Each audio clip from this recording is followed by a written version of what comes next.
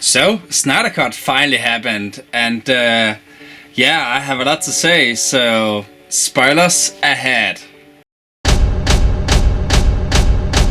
So overall, this movie was pretty much the same. It had the same story beats, but in this version, the characters and story was more fleshed out. I want to go into Steppenwolf. The design of him in this one looked so much better. The armor, it was always changing. And I love the fact that he had this little robot Joni thing that crawled down and could attach himself to different people. And through that he could read their thoughts or see their memories. And that's how he got the exposition of where things was.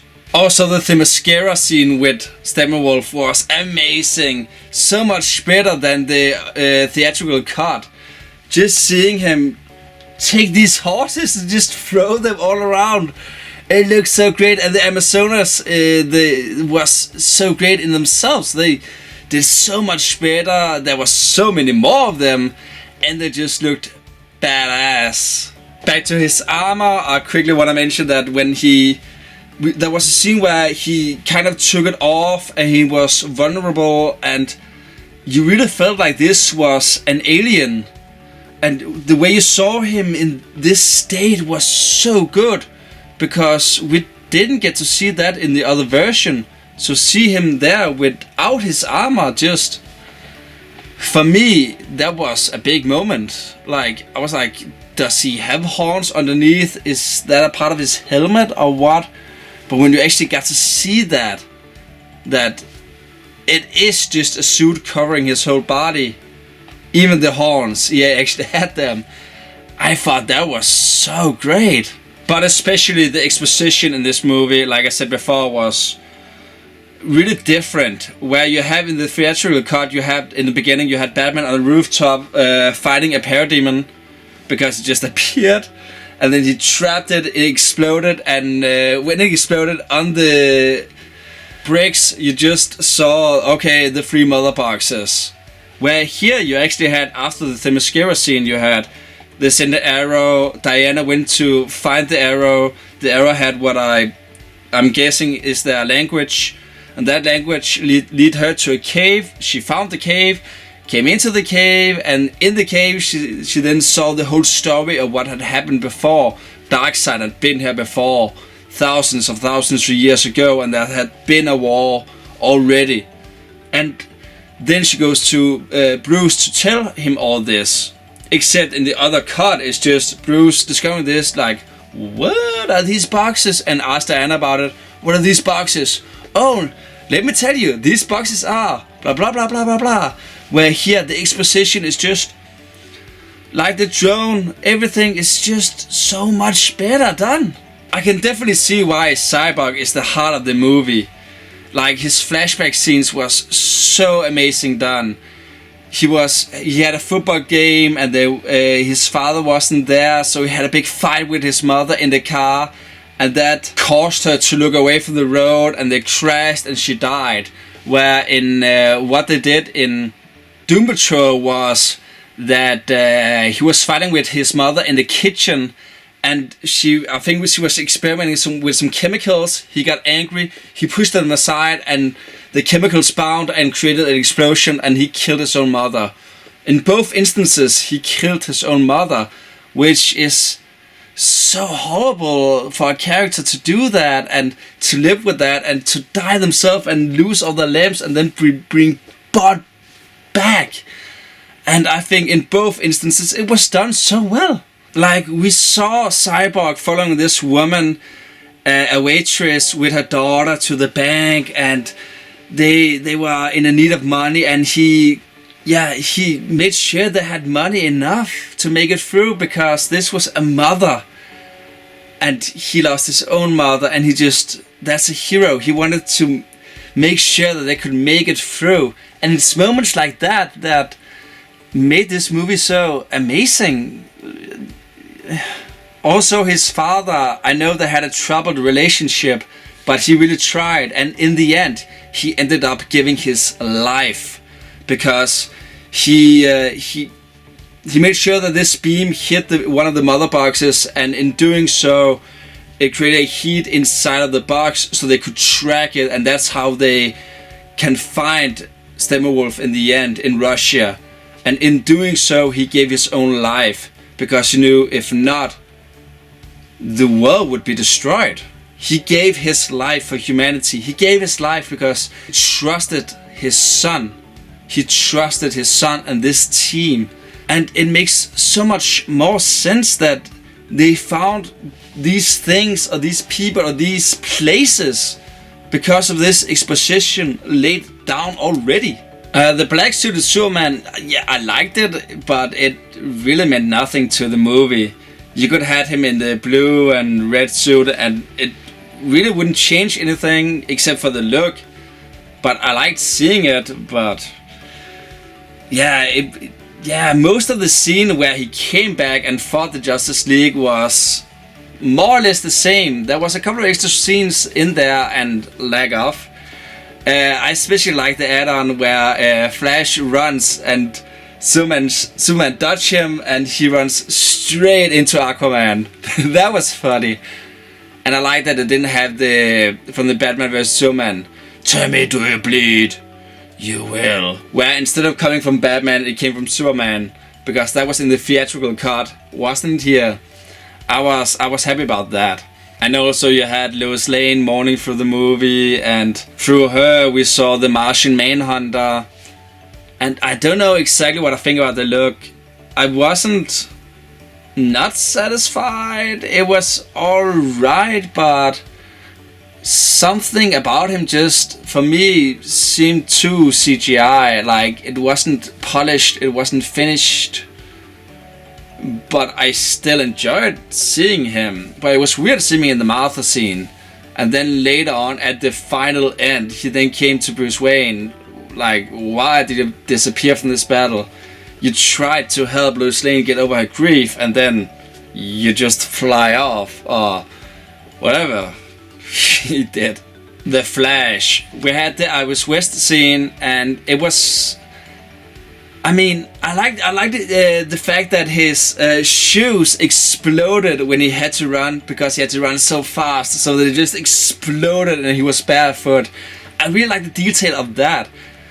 And it was, I was alright with seeing him getting the hot dog, but I thought the whole scene was a bit too long. Like, he was being a bit of a creep, like caressing her, and yeah, overall I did like the scene, and yeah, I was happy with it, and every scene with him afterwards was great. Especially what he got to do in Russia, because he had to charge up his speed and then go to Cyborg. You gave him a purpose, when the other one, the theatrical cut, he was like saving some fucking Russian family, but here he got a purpose. So he was running around trying to charge up, and then he was hit, and then Justice League lost the battle, everybody died, but he was able to turn back time and save everyone. He got his big moment right there, and I was just sitting like, what is going on? First I didn't understand it, but then as I watched it, and you could see the people like returning with the Flash and everything, it was just, what? Yeah, it was so cool. And when you saw the whole Earth just being covered by it, like, everyone died in that moment. Everyone. So again, talking about the final scene, I love Darkseid. I thought it was cool to see him in the flashback scene, and he got pretty fucked up. But also seeing those scenes where he was underwater with the Atlanteans, and he used the Omega Beam. Just seeing that on screen, I was like, Omega Beam! Omega Beam! Because you could just see the way it shifts. That's the Omega Beam. And it was so good to see it. And when he was standing in the boom tube, and the Justice League was looking at him, and he was standing there, I was like, oh, shit. It's going to go down. It wasn't, but I just felt like, oh, I'm scared. I'm scared right now. I'm scared for this dude. I mean, he's intimidating. Oh, Darkseid. But yeah, Steppenwolf died. We saw Superman came back, and he owned when he came back, and that was great. And what was it? It was Aquaman. He speared him. Then we have Superman punching, and then we have Wonder Woman to finish the job. Beheading him. Wonder Woman did a great job in this movie too. I like when she talked to that little girl, because that is what Wonder Woman is. She inspires everyone, and she inspired that little kid in this bank scene. I feel like at Aquaman, he was the most similar character to the theatrical cut. Like, there wasn't a lot of change in him, but he was also one of my... Yeah, I don't like the theatrical cut, but I liked Aquaman in that version. And he was basically the same. There wasn't a lot of add-on on that particular character. There was a couple of scenes, but it wasn't as much as the others. They pretty much kept it in. But I really liked him. Okay, a couple of things before I go to the nightmare scene, after credit, whatever you want to call it. I liked seeing Star Labs was involved, and it was a lot involved in this one. And I really just like the fact that you have the plane from Man of Steel returning in Batman vs Superman, returning in this one, that is still there in the city. They haven't removed it. They're just experimenting on it, with it, and I really like that. Also, this movie is R-rated. I love that there was blood everywhere. I was just laughing my ass off every time someone died, and you could just see the blood spatter. And it was just great. Again, going back to the Amazonians, where Steppenwolf came in and just threw the horses around, and oh yeah, that was a lot of great scenes. The music was also great. I didn't like what they did with the theatrical Elfman. What he did, I wanted more of the tone what they did with Man of Steel, a Batman vs Superman, and both of those movies, and Wonder Woman. All of those movies had Hans Zimmer, and he returned to this project, and you felt that.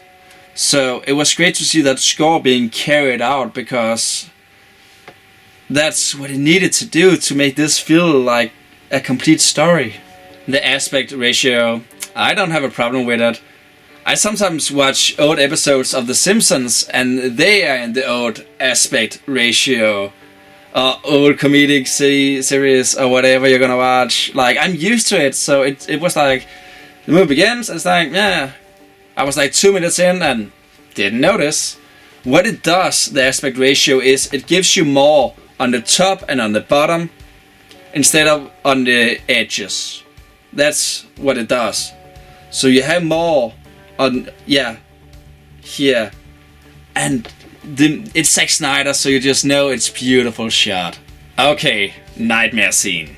Joker, Cyborg, Mirror, Deathstroke, and Batman was all there, and then of course Superman showed up in his blue and red costume. But what I really noticed was Flash was in his metal suit. The one we saw from Batman vs Superman, where he came back to talk with Ben Affleck, Batman, and said, Lewis is the key. Am I too early?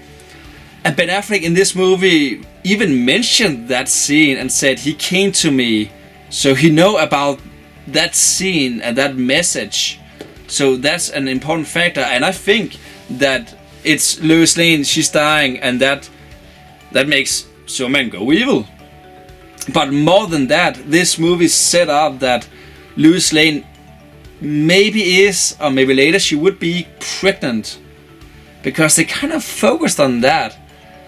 So I think not only are Superman losing Lois Lane, he's losing his child, his unborn child, both of them he's losing. And that turns him to the dark side.